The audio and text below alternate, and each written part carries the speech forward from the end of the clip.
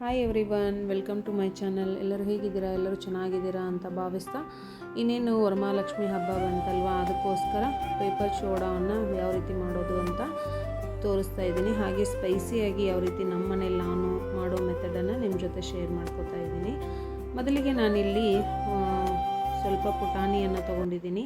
ಹಾಗೆ ಸ್ವಲ್ಪ green chilli, ಕರಿಬೇವು, ಸ್ವಲ್ಪ ಜಜ್ಜಿಬಿಟ್ಟು ಬೆಳ್ಳುಳ್ಳಿ, ಹಾಗೆ ಸ್ವಲ್ಪ ಶೇಂಗಾ, ಗೋಡಂಬಿ, ದ್ರಾಕ್ಷಿ, ಸ್ವಲ್ಪ ಬಾದಾಮನ್ನು ಕಟ್ ಮಾಡಿ ತೊಗೊಂಡಿದ್ದೀನಿ. ಹಾಗೆ ಸ್ವಲ್ಪ ಒಣ ಕೊಬ್ಬರಿ, ಇಷ್ಟೆಲ್ಲ ತೊಗೊಂಡಿದ್ದೀನಿ.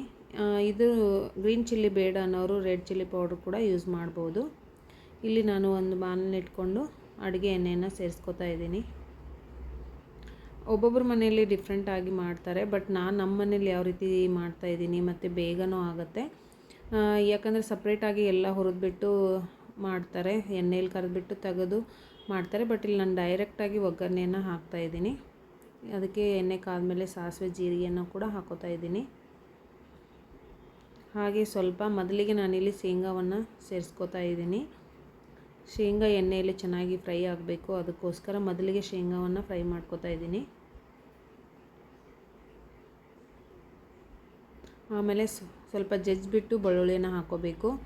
ಇಡೀದು ಹಾಗೆ ಹಾಕೋಬಾರ್ದು, ಜಜ್ಜಿ ಹಾಕೋದ್ರಿಂದ ಟೇಸ್ಟು ಇನ್ನೂ ಚೆನ್ನಾಗಿ ಬರುತ್ತೆ. ಹಾಗೆ ಸ್ವಲ್ಪ ಕರಿಬೇವು ಸೊಪ್ಪು ಎಣ್ಣೆಯಲ್ಲಿ ಫ್ರೈ ಆಗಬೇಕು.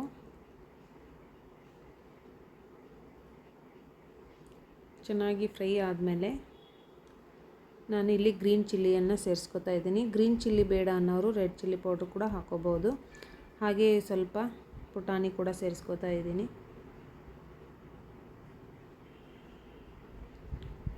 ಈ ರೀತಿ ಚೆನ್ನಾಗಿ ಕೈಯಾಡಿಸ್ತಾನೆ ಇರಬೇಕು. ಹಾಗೆ ಫ್ರೈ ಆಗಬೇಕು, ಎಲ್ಲ ಫ್ರೈ ಆದರೆ ಚೆನ್ನಾಗಿ ಬರುತ್ತೆ ಟೇಸ್ಟು.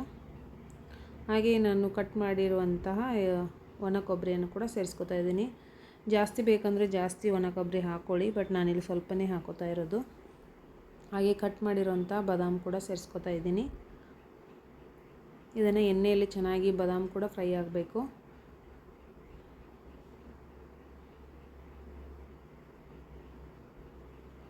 ನೋಡಿ ಎಷ್ಟು ಚೆನ್ನಾಗಿ ಕಾಣಿಸ್ತಾ ಇದೆ.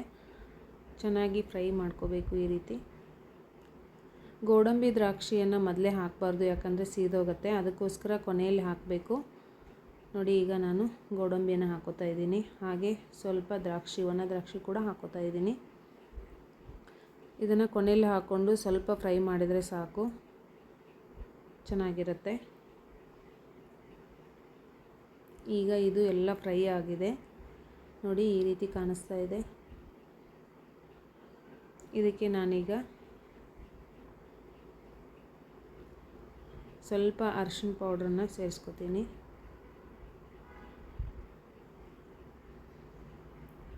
ನೋಡಿ ಈಗ ಸ್ವಲ್ಪ ಅರಿಶಿನ ಪೌಡ್ರನ್ನ ಹಾಕ್ಕೊಂಡ್ಬಿಟ್ಟು ಎಣ್ಣೆಯಲ್ಲಿ ಮತ್ತೆ ಫ್ರೈ ಮಾಡ್ಕೊಳ್ಳೋಣ. ಹಾಗೆ ಟೇಸ್ಟ್ಗೆ ತಕ್ಕಂಗೆ ಸ್ವಲ್ಪ ಸಾಲ್ಟು ಅಂದರೆ ಉಪ್ಪನ್ನು ಕೂಡ ಸೇರಿಸ್ಕೊಳ್ಳೋಣ.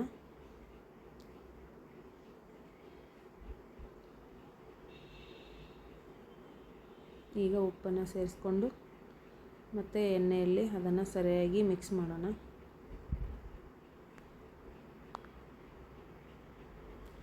ನಾನಿಲ್ಲಿ ಗ್ರೀನ್ ಚಿಲ್ಲಿ ಹಾಕಿದ್ರಿಂದ ನಾನು ರೆಡ್ ಚಿಲ್ಲಿ ಪೌಡ್ರ್ ಏನೂ ಹಾಕೋತಾ ಇಲ್ಲ. ಖಾರ ನೋಡ್ಕೊಂಡ್ಬಿಟ್ಟು ನೀವು ಬೇಕಂದರೆ ರೆಡ್ ಚಿಲ್ಲಿ ಪೌಡ್ರ್ ಕೂಡ ಸೇರಿಸ್ಕೋಬೋದು. ನೋಡಿ ರೆಡಿ ಆಯಿತು. ಈಗ ಗ್ಯಾಸ್ ಆಫ್ ಮಾಡಿ ಇದಕ್ಕೆ ಪೇಪರ್ ಚೋಡಾ ಅಂತೀವಲ್ವ ಅದನ್ನು ಸೇರಿಸೋಣ. ಸೇರಿಸ್ಬಿಟ್ಟು ಚೆನ್ನಾಗಿ ಕಲಿಸ್ಕೋಬೇಕು. ನಾನು ಪೇಪರ್ ಚೋಡಾ ಆಲ್ರೆಡಿ ಏನು ಮಾಡಿದೆ ಅಂದರೆ ಸ್ವಲ್ಪ ಗ್ಯಾಸ್ ಮೇಲೆ ಇಟ್ಟು ಅಂದರೆ ಬೆಚ್ಚಗೆ ಮಾಡ್ಕೊಂಡಿದ್ದೆ. ಅದನ್ನು ತುಂಬ ಏನು ಇದು ಮಾಡೋಕ್ಕೆ ಹೋಗಿರಲಿಲ್ಲ. ಇಲ್ಲ ಬೇಡ ಅನ್ನೋರು ಬಿಸಿಲಲ್ಲಿ ಸ್ವಲ್ಪ ಹೊತ್ತಿಟ್ಟು ಒಗ್ಗರಣೆ ಈ ಥರ ಮಾಡ್ಕೋಬೋದು. ಬಿಸಿಲಲ್ಲಿ ಇಡೋದ್ರಿಂದ ಅದು ಕುರುಕುರು ಆಗುತ್ತೆ, ಅಂದರೆ ಮೆತ್ತಗಾಗಲ್ಲ ಅವಲಕ್ಕಿ, ತಿನ್ನೋಕ್ಕೆ ಕ್ರಂಚಿಯಾಗಿ ಚೆನ್ನಾಗಿರುತ್ತೆ. ಇಲ್ಲಾಂದರೆ ಬಿಸಿಲಿಲ್ಲ ಅನ್ನೋರು ಗ್ಯಾಸ್ ಮೇಲೆ ಸ್ವಲ್ಪ ಹೊತ್ತಿಟ್ಟು ಅದನ್ನು ಕೈಯಿಂದ ಕೈಯಾಡಿಸ್ತಾನೆ ಸ್ವಲ್ಪ ಬೆಚ್ಚಗೆ ಮಾಡಿಕೊಂಡ್ರೆ ಸಾಕು. ಈ ರೀತಿ ಎಲ್ಲ ಚೆನ್ನಾಗಿ ಮಿಕ್ಸ್ ಮಾಡ್ಕೋಬೇಕು. ನೋಡಿ ಎಷ್ಟು ಚೆನ್ನಾಗಿ ಕಾಣಿಸುತ್ತೆ. ಯಾವುದೇ ಹಬ್ಬ ಬರಲಿ, ಹರಿದಿನಗಳಲ್ಲಿ ಏನೋ ಫಂಕ್ಷನ್ ಇದ್ದರೂ ಕೂಡ ಈ ರೀತಿ ಪೇಪರ್ ಚೋಡಾನ ಎಲ್ಲರ ಮನೇಲಿ ಮಾಡೇ ಮಾಡ್ತಾರೆ. ಬಟ್ ನಾನು ನಮ್ಮ ಮನೇಲಿ ಈ ರೀತಿ ಮಾಡ್ತೀನಿ ಅಂತ ನಿಮ್ಮ ಜೊತೆ ಶೇರ್ ಮಾಡ್ಕೋತಾ ಇದ್ದೀನಿ. ನೋಡಿ ಎಷ್ಟು ಚೆನ್ನಾಗಿ ಕಾಣಿಸ್ತಾ ಇದೆ. ನಾನು ಯಾವುದೇ ಮಸಾಲೆ ಏನೂ ಹಾಕಿಲ್ಲ, ಡ್ರೈ ನಟ್ಸನ್ನು ಯೂಸ್ ಮಾಡಿಕೊಂಡು ಸಿಂಪಲ್ಲಾಗಿ ಮಾಡಿ ತೋರಿಸ್ತಾ ಇದ್ದೀನಿ. ಎಷ್ಟು ಚೆನ್ನಾಗಿ ಕಾಣಿಸ್ತಾ ಇದೆ ನೋಡಿ.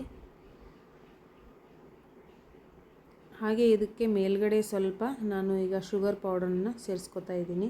ಶುಗರ್ ಪೌಡ್ರ್ ಹಾಕೋದ್ರಿಂದ ಟೇಸ್ಟು ಇನ್ನೂ ಚೆನ್ನಾಗಿ ಬರುತ್ತೆ ಅನ್ನೋಗೋಸ್ಕರ ಅಷ್ಟೇ.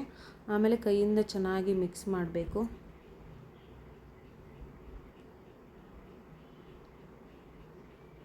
ಈ ರೆಸಿಪಿ ನಿಮಗೆ ಇಷ್ಟ ಆಗಿದ್ದಲ್ಲಿ ಲೈಕ್, ಶೇರ್, ಕಮೆಂಟ್ ಮಾಡೋದನ್ನು ಮಾತ್ರ ಮರಿಬೇಡಿ. ಹಾಗೆ ಈ ರೆಸಿಪಿ ಇಷ್ಟ ಆದರೆ ನಿಮ್ಮ ಫ್ಯಾಮಿಲಿ ಫ್ರೆಂಡ್ಸ್ಗೂ ಶೇರ್ ಮಾಡಿ. ಹಾಗೆ ಒಂದು ಸಲ ಟ್ರೈ ಮಾಡಿ ಹೇಗೆ ಬಂತು ಅಂತ ಕಮೆಂಟ್ ಬಾಕ್ಸಲ್ಲಿ ತಿಳಿಸೋದನ್ನು ಮಾತ್ರ ಮರಿಬೇಡಿ. ಹಾಗೆ ಯಾರಾದರೂ ಫಸ್ಟ್ ಟೈಮ್ ನನ್ನ ಚಾನಲ್ ವಿಸಿಟ್ ಮಾಡ್ತಾಯಿದ್ರೆ ಸಬ್ಸ್ಕ್ರೈಬ್ ಮಾಡಿಕೊಂಡು ಸಪೋರ್ಟ್ ಮಾಡಿ. ವಿಡಿಯೋ ನೋಡಿದ ತಮ್ಮೆಲ್ಲರಿಗೂ ಧನ್ಯವಾದಗಳು. ಮತ್ತೆ ಹೊಸ ರೆಸಿಪಿಯೊಂದಿಗೆ ಸಿಗೋಣ. ಅಲ್ಲಿವರೆಗೂ take care. Bye bye everyone. Thank you so much.